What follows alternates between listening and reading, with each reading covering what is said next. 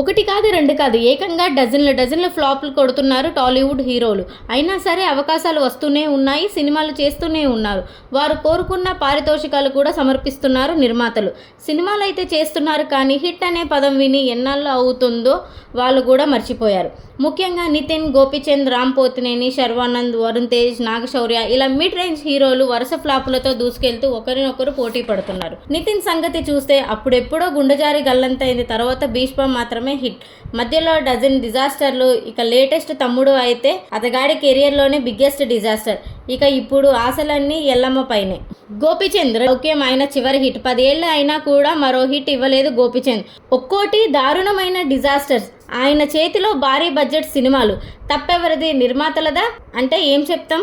రామ్ పోతినేని పరిస్థితి కూడా ఇంతే. 2011లో వచ్చిన కందిరీగ తర్వాత 11 సినిమాలు చేస్తే నేను, శైలజ, ఇస్మార్ట్ శంకర్ మాత్రమే హిట్స్. డబుల్ ఇస్మార్ట్ శంకర్తో డిజాస్టర్ మేల్కొన్న రామ్ కథలపై ఫోకస్ పెంచాడు. ఆంధ్ర కింగ్ తాలూకాతో కంబ్యాక్ ఇస్తానని భావిస్తున్నాడు.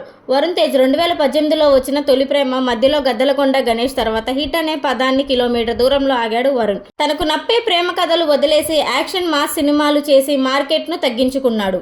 శర్వానంద్ మహానుభావుడు తర్వాత హిట్ అనే పదం మర్చిపోయాడు శర్వ. కానీ పారితోషికం మాత్రం 10 కోట్లు అటు ఇటుగా తీసుకుంటున్నాడు అనే టాక్. కొన్ని సినిమాలు అయితే కనీసం ఓపెనింగ్ కూడా రాబట్టలేదు. బెల్లంకొండ శ్రీనివాస్ కెరియర్ మొత్తంలో రాక్షసుడు సాలిడ్ హిట్. మిగిలిన సినిమాలు ఎంత మాత్రం అనేది తెలిసిన విషయమే.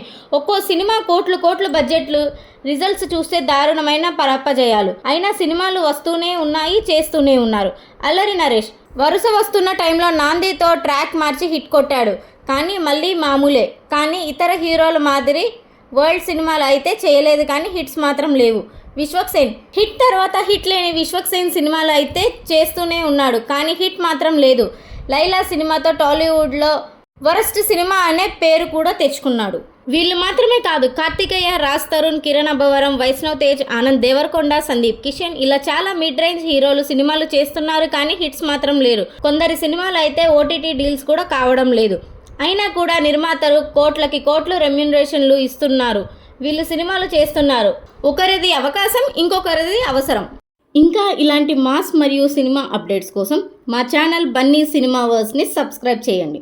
వీడియో నచ్చితే లైక్ కొట్టండి, మీ ఫ్రెండ్స్ అండ్ ఫ్యామిలీతో షేర్ చేయండి. మీ అభిప్రాయాన్ని కామెంట్లో తెలపండి.